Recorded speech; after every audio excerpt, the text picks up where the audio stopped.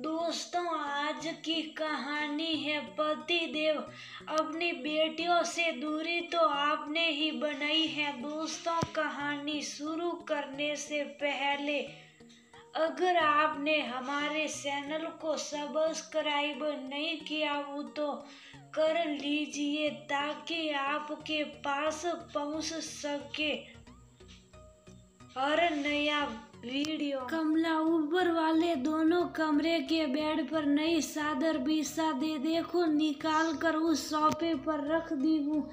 और जल्दी आ, सब्जी बन गई है, मैं हलवा बना लेती हूँ, तू जल्दी से आटा लगा ले, सब आ जाएंगे तो बस पूरी ही निकालनी रहेगी। रमा जी काम वाली कमला को काम बताए जा रही हैं और खुद भी तैयारी में लगी हुई हैं।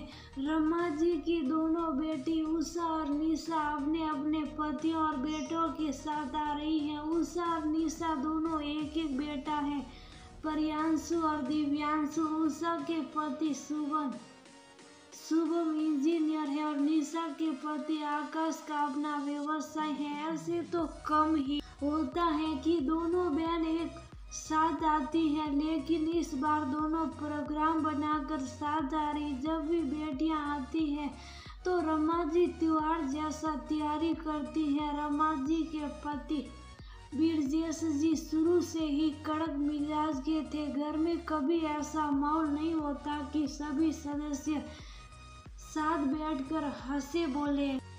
ब्रजेश जी सरकारी बैंक में कार्यरत थे। रमा जी एक सुगढ़ गृहिणी की तरह घर परिवार का पूरा ख्याल रखती। बैंक में होने के कारण हमेशा घर से दूर ही रहना पड़ता। रमा जी के सास ससुर कभी कभी मिलने आ जाया करते। बच्चे दादा दादी से मिलकर बहुत खुश होते। ब्रजेश जी का स्वभाव ही अलग था। जब तक दोनों बेटी छोटी थी तो थोड़ा खेलते भी उन लोगों के साथ, लेकिन जब दोनों बेटी थोड़ी बड़ी हो गई तो उन लोगों से ये कहकर दूरी बना ली कि बेटी माँ के ज़्यादा करीब होती है। रमा जी कहती भी बेटी है तो क्या हुआ, वह लोग चाहती हैं कि पापा के पास बैठे बातें शेयर करें। तो ब्रजेश जी कहते जो भी बातें पूछ लिया करो और मुझसे कहो, अगर जरूरी होगा तो बात कर लूँगा। मेरे पास समय कहाँ रहता है जो बैठकर फालतू बातें करूँ, ऑफिस का इतना टेंशन रहता है, मुझे भी तो आराम चाहिए। सिर्फ जरूरी बातें ही हो पाती थी बाप बेटियों के बीच। रमा जी ही बीच की कड़ी थी। समय बीतता गया। ब्रजेश जी अपने ऑफिस से मतलब रखते, रमा जी से भी बस काम की ही बात हो पाती। तीनों माँ बेटी एक अलग संसार हो गया। उषा और निशा छोटी से छोटी बात भी रमा जी से शेयर करती। रमा जी बेटियों की माँ भी थी और सहेली भी।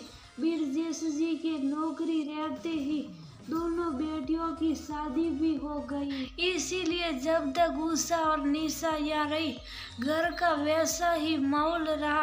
अब ब्रजेश जी रिटायर हो गए। बेटियां आती हैं तो तीनों माँ बेटी की गप्पें तो खत्म ही नहीं होती। पापा के पास भी जाती, लेकिन शुरू से ही हंसी मजाक की ही नहीं।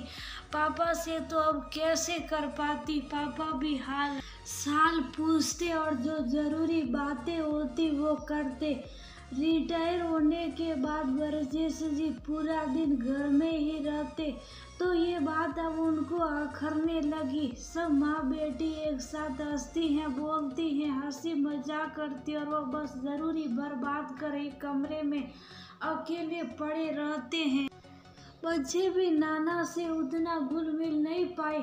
जब माँ ही नाना से उतनी बातें नहीं करती तो बच्चे क्या ही करते। उषा और निशा एक सप्ताह रहकर जब वापस गई तो ब्रजेश जी रमा जी से बोले, उषा निशा आती हैं तो तुम लोगों की अलग ही मंडली बनी रहती है, मैं भी तो अकेला रहता हूँ, मेरे पास भी तो आकर तुम लोग बैठ सकती हो। ये दूरी तो आपने ही बनाया है ना, और अगर साथ बैठना है तो आप भी शामिल हो सकते हैं ना हमारी मंडली में। हम लोगों के साथ आकर बैठ सकते हैं। आप भी तो सबसे दूर एक कमरे में बंद रहते हैं। रमा जी बोली, पहले समय नहीं था तो समय नहीं दे पाता था, लेकिन अब तो समय ही समय है मेरे पास। आदत एक दिन में नहीं बदलती, शुरू से आदत हो गया इन लोगों को आपसे कम बात करने की। वैसे शुरुआत कभी भी हो सकती है।